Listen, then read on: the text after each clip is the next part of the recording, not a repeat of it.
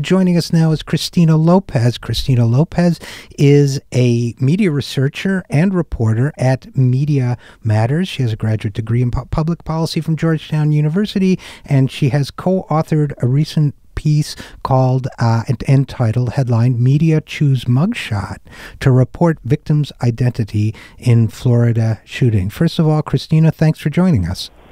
Thanks for having me, RJ. You bet. And listen, okay, so what's the deal? Or just give us a quick background on this story.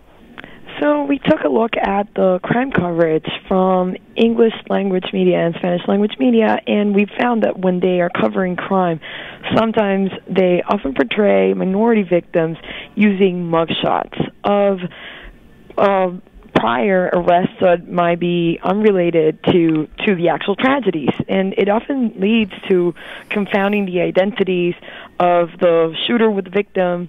But in general, what's really dismaying of this trend, it's that it reinforces existing negative stereotypes of minorities. Right. And I that's why I thought, your story was so important. You have a case here where you had a Hispanic victim, as I understand it, Candelario Gonzalez, was shot to death in front of his family, you're right, allegedly by Robert Doyle following a road rage dispute in Florida. And Doyle was arrested on the scene, and yet you show NBC News breaking. There's a picture, and it says University of Cincinnati, might not be looking at the right one. Yeah, that was the other case. That was right. The case of Sam DuBose. Okay, so but in any case, what you're saying is that I think even in the Gonzalez case, they ran with a past mugshot or something from a past arrest with Gonzalez. What appeared to be a past mugshot from an unrelated arrest that had happened before, which leads to confusing and unnecessary information that only reinforces existing stereotypes.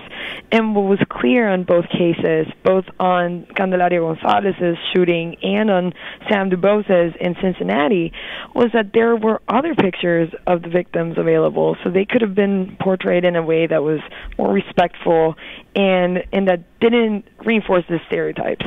Well, and this is the point that I thought was so important, Cristina, was that it's not, when you see something like that, I try to look, some of us who do this for a living, we try to look at how the media is skewing stories. But, even I had my eyes opened by your piece, because I've always assumed, well, it's not cool that they're showing a mugshot of this guy, because it kind of implies that he was guilty, or that minorities are always guilty when they get shot, the subliminal messages. But my feeling is always, well, maybe that's the only one they could find. But I guess what you and Timothy Johnson did was you guys were able to find easily, from what I understand, shots that had nothing to do with an arrest. Correct. Sometimes within the same coverage, on the same segments, we could find other pictures of the victim with their families. And it's just, a recent study by the National Hispanic Media Coalition, a 2012 study, found that when people are exposed to negative portrayals of Hispanics or of minorities in the news, they're most likely to think and associate a certain ethnicity with a culture of crime and gangs, which, like you very well pointed out, RJ, might lead to conclusions that have to do with victim blaming and do not do any favors to the victim and their families. Right. I mean, I think that's another piece of it, which you've alluded to, and we're talking to Cristina Lopez of Media Matters, is that, first of all, and let's just make it explicit, that we're talking about people who have just died. So we're talking about respect for the deceased. We're talking about families that are in grief, that are in mourning. We're talking about respect for the families. So the notion that the person that they lost should be memorialized in the media based on, an image that makes them look like a criminal. And by the way, being arrested, number one, does not make you a criminal. It makes you someone who is arrested and charged with a crime, which is not the same thing. Correct. And number two, even if you were, you deserve respect, and your family deserves respect even if you were convicted of something. So, and number three, minorities tend to be subject to that arrest in far greater percentages than are white people. So those three things put together, it's a a disrespectful act.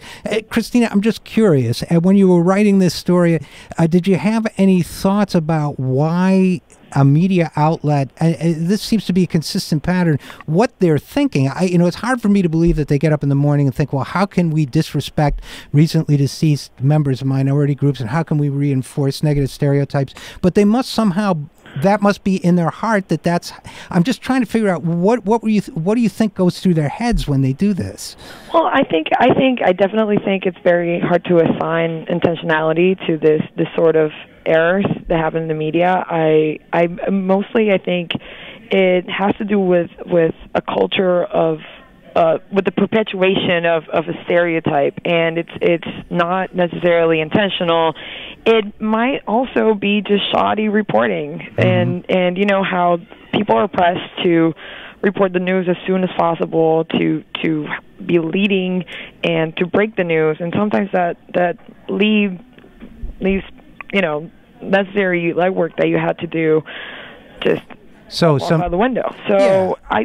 In a way, like you very well pointed out, this has consequences, and the first ones come to disrespect of the victim, and second of all, on a bigger picture scale, they come with the consequence of reinforcing negative existing stereotypes that end up affecting how society views a minority, and how society judges a whole community.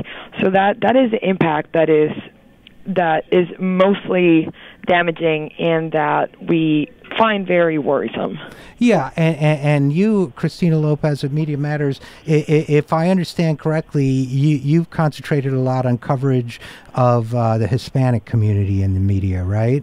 That's correct.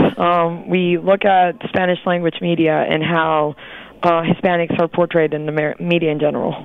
So, and that gets me to a question about the Gonzalez case in Florida, which is the Candelario Gonzalez case. Did you see a difference in coverage between the English language and Spanish language media there? Not at all. We found it was pretty homogenic among English language and Hispanic language. We present different examples, and they come from both English language media and Spanish language media, and it seemed like the story they were telling was the same, and sadly the use of negative imagery was the same in both. Did that surprise you?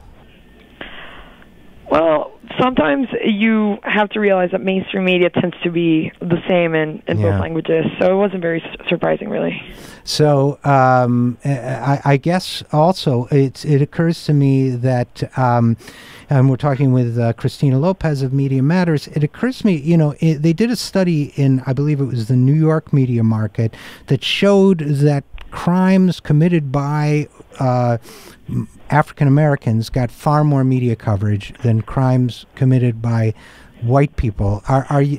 Correct. Media Matters has been documenting the news portrayal of crime coverage and for a number of times, and they've done several studies on how in New York the coverage that it is given to